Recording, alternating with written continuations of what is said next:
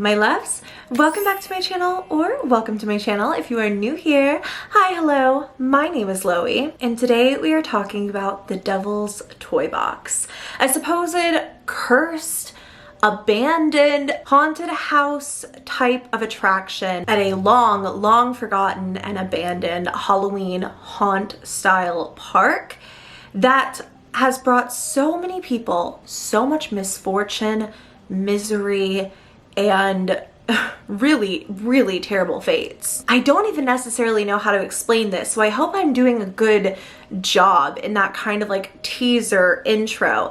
This is a crazy story, and it's one that was actually sent to me by a viewer to my LoeyLane storytime@gmail.com email address. Now, usually I like for you guys to send me your personal scary stories over there for me to perhaps read in a video, but occasionally someone will email me just like, hey, you need to make a video about this. And more often than not, it is something so fascinating and intriguing that I will stay up for hours researching it. And the Devil's Toy Box was no different. This email came from my viewer Rap Sam, who told me all about it, so I want to thank you so very much for shooting me over that email. So let's get straight into what exactly the Devil's Toy Box is. At first, I was actually thinking about a Bailey Sarian video I had just watched about the Toy Box murderers, and that is such a dark, scary, intense story, and so like my entire body just kind of shuddered when I read Toy Box. This is not going to be that dark. Well, maybe it is, because the Devil's Toy Box is a one-bedroom cabin in the middle of nowhere in North Louisiana.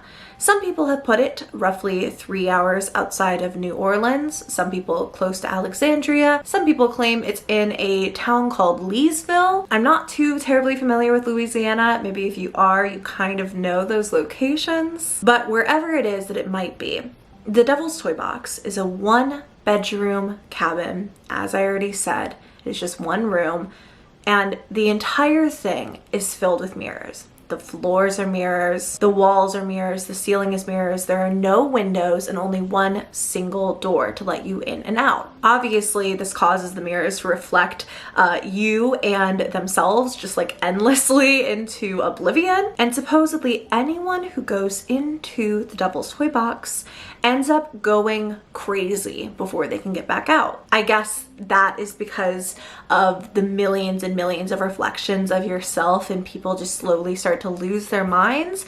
And then once that happens, the devil apparently comes to take your soul. Very creepy. But the story behind the Devil's Toy Box and how it came to be and why it's abandoned is so much creepier than the urban legend behind how it's gonna kill you. In the Halloween season of 2014, the owners of Farmer Graves Haunted Orchard were setting up their newest haunt attractions. Now, they always had like an annual haunt season, and in 2014 they decided to spice things up a bit with a few new attractions. One of those being the Devil's Toy Box. Now, at the start of the Halloween season, when the Devil's Toy Box opened and when all of the haunted house attractions opened, it was open for only 1 week before forcefully being shut down by the city council. No one could last more than 5 minutes inside of the Devil's Toy Box. The actual kind of winner, I guess you could say, the person who lasted the longest, was clocked in at an astounding 4 minutes and 37 seconds before the attraction closed. That record holder is Roger Heltz, who was reduced to a shell of the person he had been before. He was a husband and a father, and after the Devil's Toy Box, after staying in there for 4 minutes and 37 seconds, he stayed mute and wide-eyed, staring blankly at nothing. And to this day, he has apparently never said a word. It was at this point in my research that I found a multitude of reports from people who went inside of the toy box before its closure. One woman had a heart attack after 90 seconds inside of the toy box. A 17-year-old boy had to be dragged, kicking and screaming out of the toy box. Whether he wanted to stay in or get out, we're unsure, because 2 weeks later, a funeral was held for this 17-year-old boy. Town officials were super freaked out about a literal death caused by a haunted house attraction, and so they were desperate to get it closed down, but they didn't want to stop just at the toy box. They closed down the entire Farmer Graves haunted house attraction park thing, all while managing to keep a lot of these incidents out of the local papers and keep them from getting over to the media.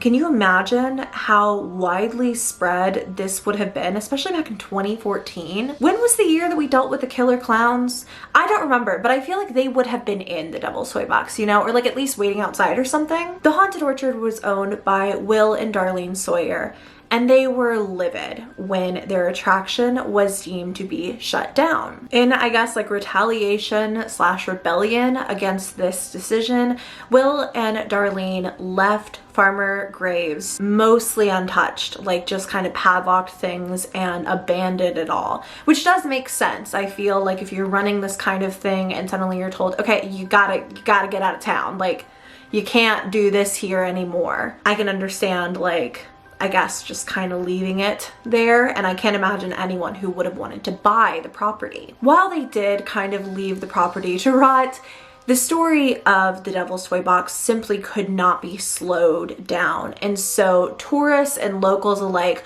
all began to flood to abandoned Farmer Graves to catch a sneak peek of the killer cabin in the middle of the Louisiana plains, woods. What does Louisiana have? Swamps? Was it a swamp cabin? I'm not sure. Everybody wanted to get a glimpse of this place, wanted to sneak into it sometimes. The article that I was reading referenced a girl named Erin. Erin said she was a senior basically when everything with the Devil's Toy Box went down. And while she did not personally go at this point, she did know people who did. So she describes her experiences, well, the experiences of her classmates, to the author of the article, and basically explains how some senior boys in her class were determined to get inside of the toy box. So these senior boys that were in her class decided to sneak out one day and try to weasel their way into the toy box. To their, I guess, sort of disappointment, there was in fact a padlock on the door. But it was really shortly after they had noticed the padlock that they then spotted none other than Will Sawyer himself, the owner, well, I guess the former owner now, of Farmer Graves. He was kind of just hanging out at the property, almost like he had never left and had never been ordered to leave. The boys were probably pretty freaked out that they were going to get into trouble, but Will actually offered to let them go inside of the toy box. So he goes and he opens up the padlock and the door swings open and the boys are about to go inside when suddenly they said that they just freaked out and decided to leave. They could not even bear to look at it once the door was opened. So the former owner of this haunted house attraction is apparently just hanging out on the property, letting people in when it's literally driving people to the point of insanity within like 5 minutes. And apparently so many kids and adults, everybody tried to do this. Anyone who did get into the toy box was never coherent enough to discuss it after. And it's then at this point in my research that I found kind of Erin's like experiences then going into the toy box herself along with the author. And I guess now is probably a good time to tell you that that author was not writing an article. He was writing a whole story.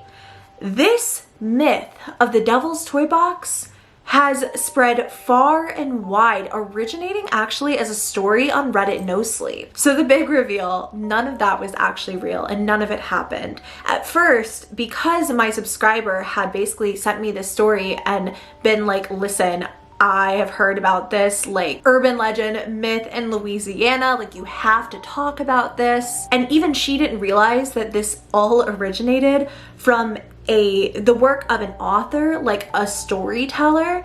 I think that really goes to show how good the story really is. And it's so long. I covered like a glimpse into what this story holds. The author of the story is Joel Farrelly, and I'm not only going to have this story linked, but also his Patreon if you want to support his other work, as well as a novel that he has published, which I'm very excited to read. This story was so powerful that it created an urban legend that lives in Louisiana until this very day. And the author explained in one news article that I'll have linked down below as well. In this interview, the author said that he based the whole premise of this mirrored cabin driving people to the point of insanity where then the devil comes and takes their soul off of an actual thing that paranormal investigators use called devil's toy boxes. They are these almost small boxes covered in mirrors, and they're used in paranormal investigation research. I actually saw a couple of them when researching into this topic when I, in fact, was totally duped and thought it was real. And they're really, really interesting. And I guess the whole concept of like demons coming out of mirrored rooms is not new. And so that is the story of the Devil's Toy Box. I am really, really thankful that somebody sent this over to me, that I got to read this story, and I highly encourage you all to read the full story down below. And of course, to check out the author's other work if you do enjoy it.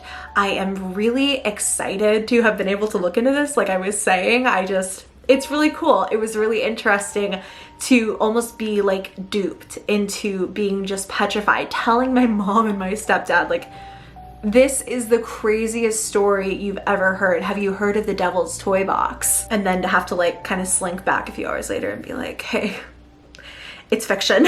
Let me know what you all think of this one down below, and thank you so much for watching. If you did enjoy, go ahead and give me a thumbs up, and please subscribe to my channel if you haven't already.